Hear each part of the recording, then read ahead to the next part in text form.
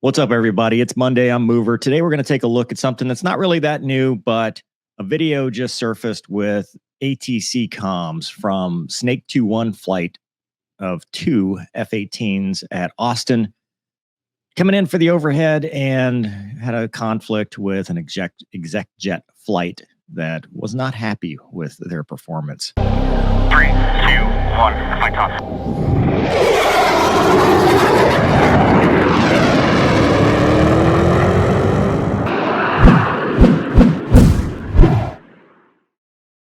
A year ago, Flying Magazine reported, and I think they got this from the Marine Corps Times, the FAA is investigating a close call between two FA-18C jets and, they say two civilian aircraft, which we'll talk about here in a second, back in September of 2023.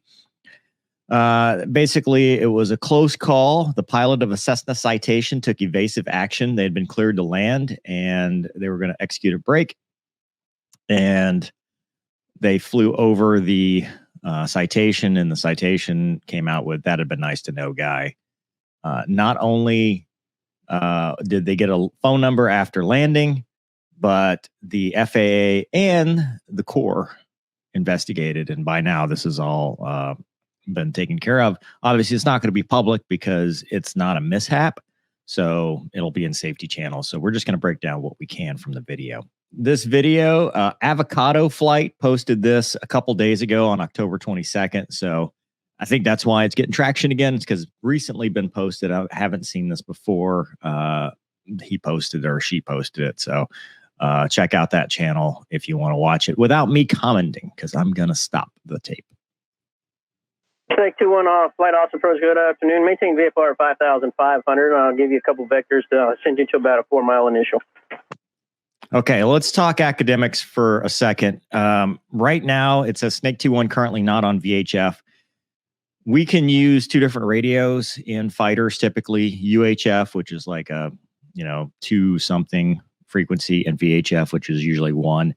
Civilian traffic exclusively uses VHF, to my knowledge. I don't know of anybody that uses UHF. So controllers simulcast, so they're talking both frequencies, so everybody can hear the controller, but only the controller can hear the military aircraft. Our standard arrival into most places is the overhead pattern. So the initial, which means we fly up runway heading and report initial, 3-mile initial, 5-mile initial, whatever they tell you.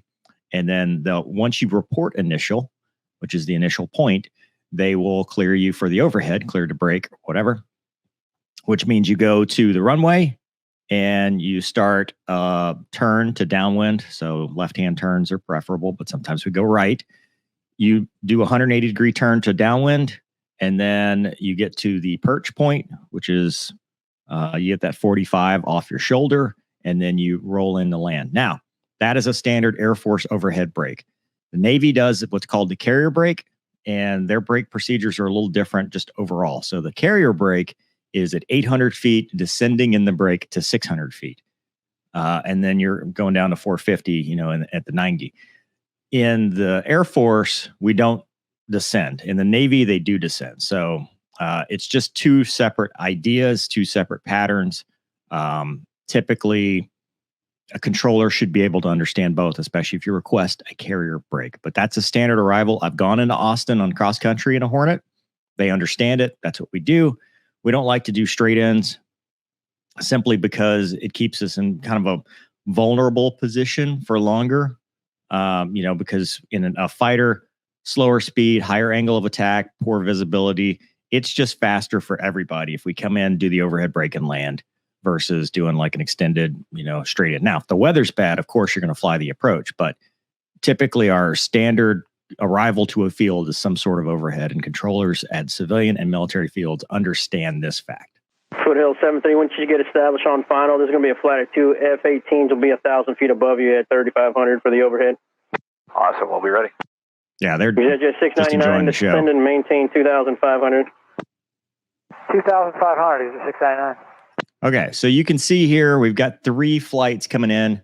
Exec Jet 699, which is the Citation, the flight of 2 Hornets up here, and then foothills, which won't be a factor. Parallel Snake 2-1, approaches. Roger. Turn right. Give me a right turn heading 195 and go ahead and join the localizer at or above 5,500. Okay, so first thing he's about to say, unable. I've talked about this before. Hornets do not have civilian ILS except for like the Blue Angels and the Canadian Hornets. It is not installed in most Hornets. They do have an RNAV capability that was later installed after I quit flying them, but the C model never got the localizer because it has the ACLS, the carrier ILS, which is a TACAN channel. It's a different system. So when he says join the localizer, it's going to be unable. Can't because we don't have that equipment. Just join the final approach. Yeah, so he comes back. You don't hear him because we're only listening to VHF. Join the final approach course then, because he probably says, hey, look, I can't do that, but, you know, field inside, or he put a diamond on the runway, and he can set that up for like the RNAV or something, but cannot do a localizer. Which course then? Yep. Affirmative. Snake 2-1 flight, just continue straight in there and maintain VFR at or above 4,500. Snake 2-1 flight, traffic 2 to 3 o'clock and 3 miles southeastbound, a Citation. He'll be at 2,500. You'll be over top of him for the left brake. You'll be following him to the airport. Yeah, that'll be fine. I'll let Tower know. Foothills 703, heading 145. Join the 18 left localizer. Advise airport in sight.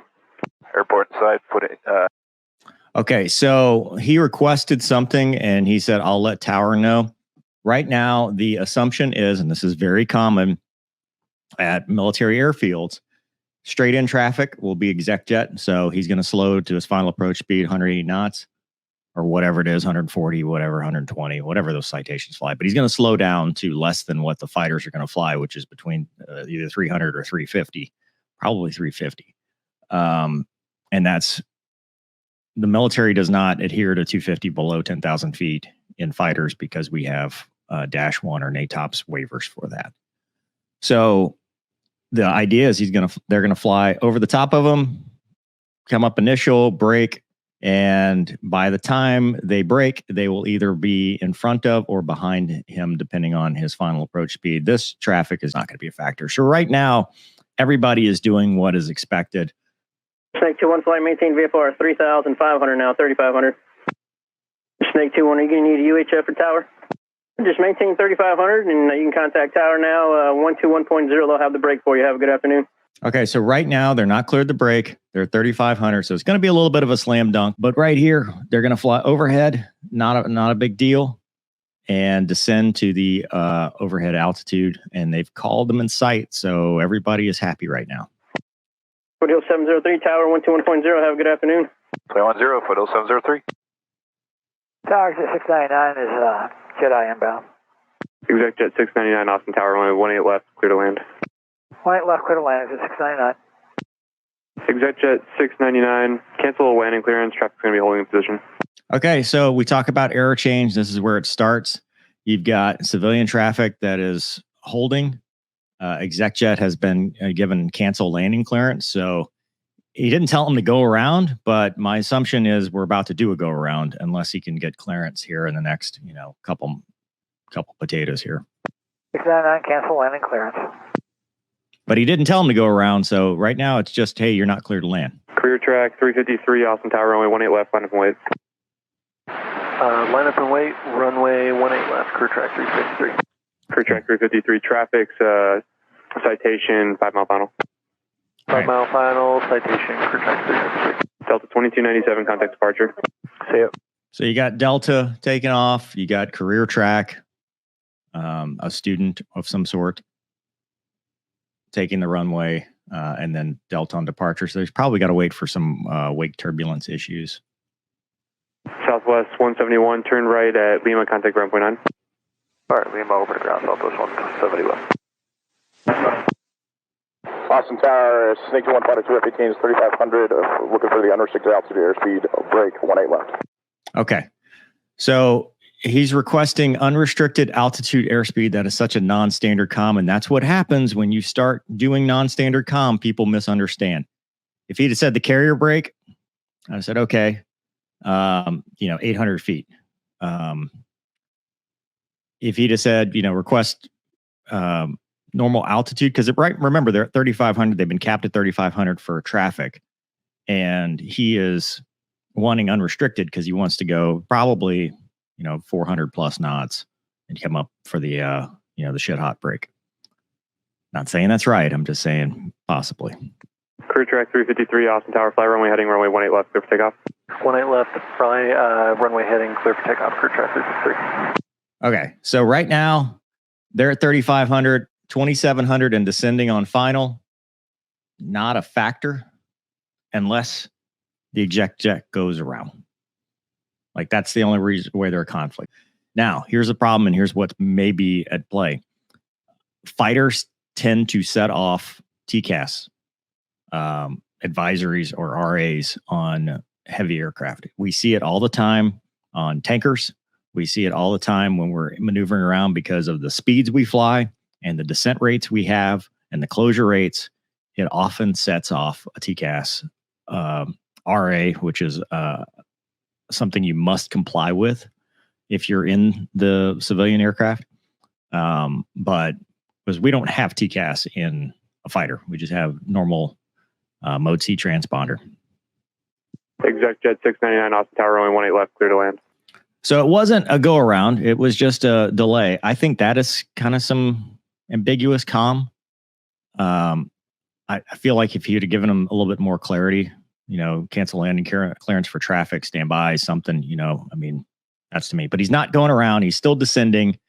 Right now, the snake is already descending, even though he hasn't really been cleared yet. But they still have 800 feet between them. 18 left, clear to land, 699.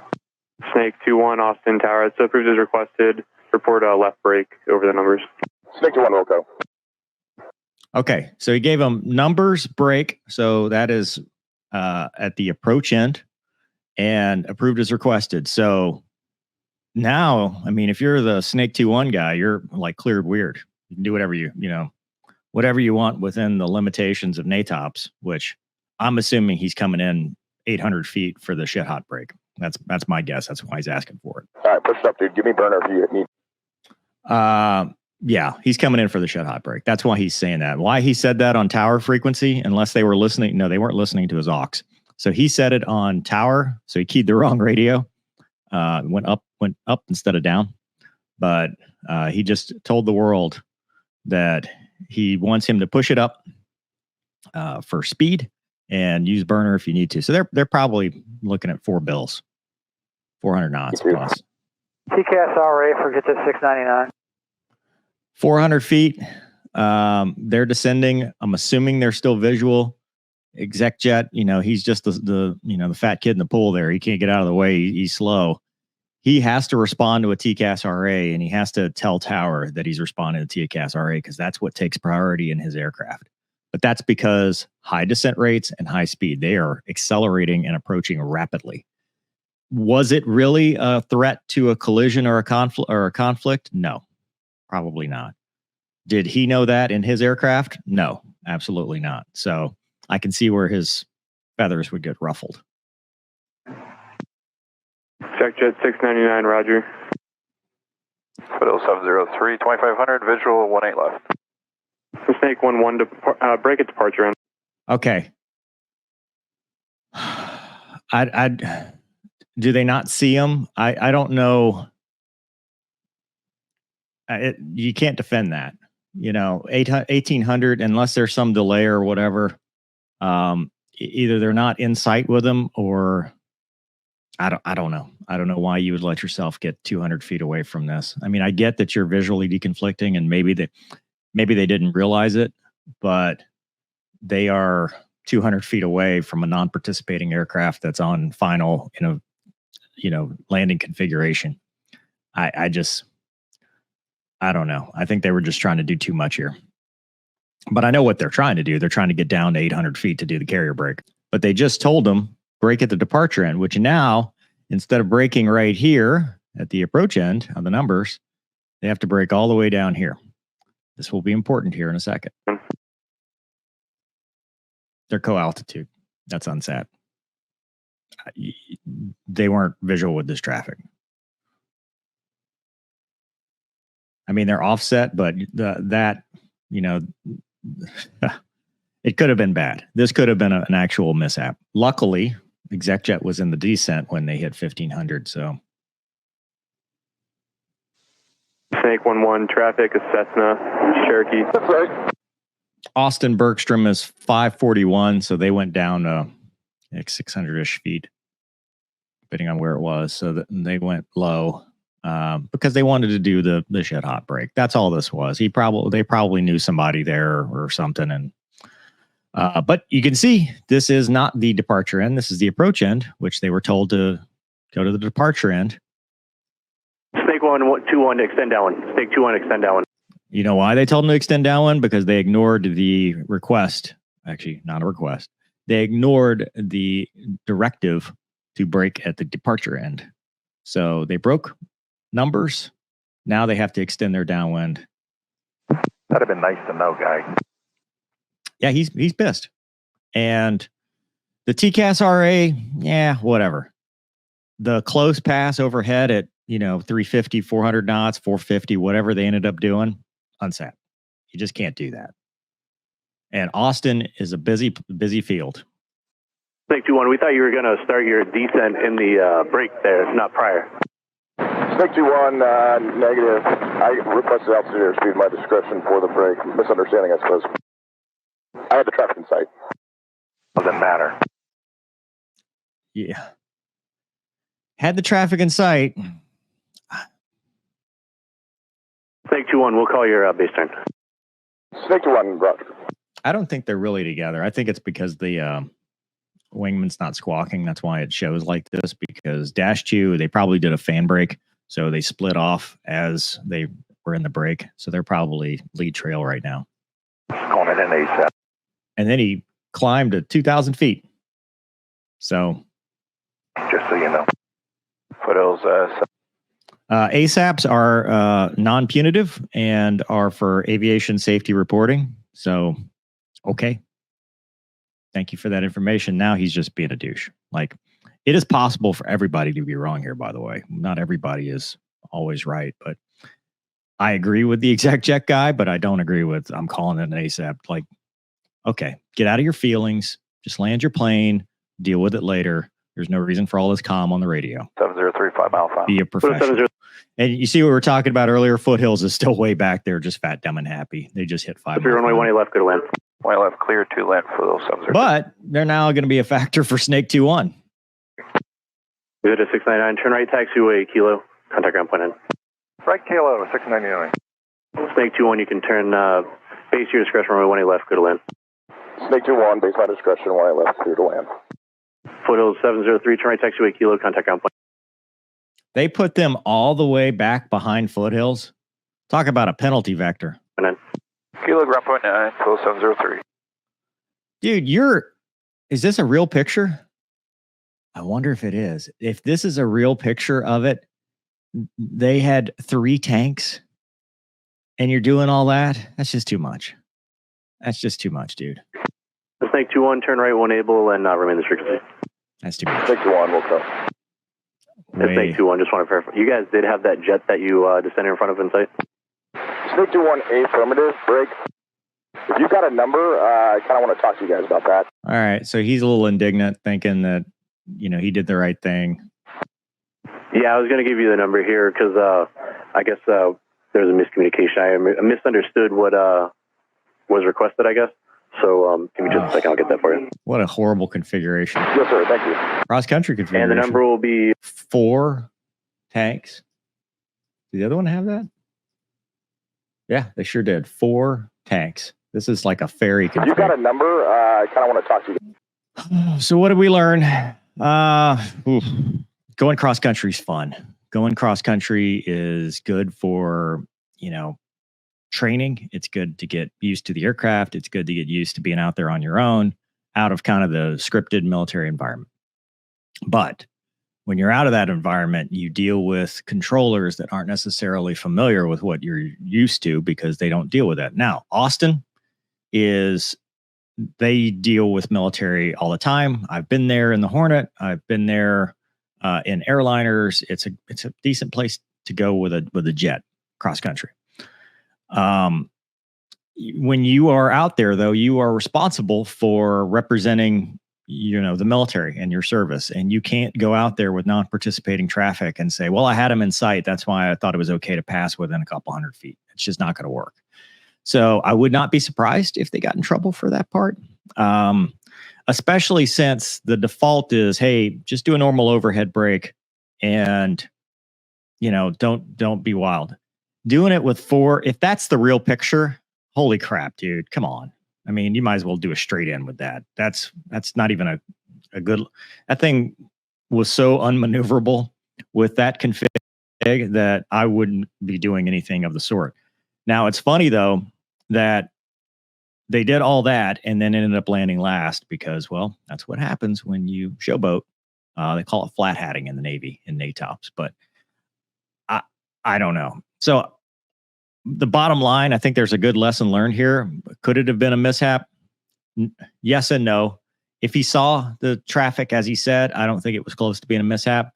But if the exec jet guy had responded to the RA in an exaggerated manner, done a go around, if he at 100 feet separation or no feet separation, as it turned out, which again, there's lag in transponders. But with that little separation, if he had initiated a go around and started climbing and there was any error in there, there would have been a 3 aircraft mishap. It had been awful. We're not immune to mishaps in the military. We're not immune in general. So I would caution against that. And I think that the older you get, the more you realize that it's just not worth it. I had a commander that once said, don't save your best for the pattern. And this is, you're requesting all these extra special things and all that stuff. Just land. Who cares? If you're doing it for somebody on the ground, they'll think it's cool no matter what you do. And if you're doing it for yourself, then you've got an eco problem. There's a time and place for it. And that place is not in the middle of all this traffic. But that's just me. I don't know. Especially in a world where we have limited resources, limited aircraft, and we're trying to get the public to appreciate us. We're trying to get the public to want to support us and buy more airplanes and realize we're a professional fighting force. And you have this kind of stuff that ends up on YouTube. So I think there were lessons learned. Now, does it matter that he gave him the phone number? No, the FAA has no jurisdiction over military aircraft. Doesn't matter how many phone numbers they give or whatever. The thing with the teeth is going to be the Marine investigation from the commander, and the commander is going to decide what to do. So that is a whole different story, and we won't know. But just people are aware. When they say, "Hey, he's got a phone number," or he asked for the phone number, that part didn't matter. In fact, when you file your flight plan, it's all on file. They cannot do anything to your certificate because you don't even need a certificate. You don't have to have one because you're operating a military aircraft. So anyway, let me know in the comments what you think. Hope you guys enjoyed this episode. Thanks for watching. See you later.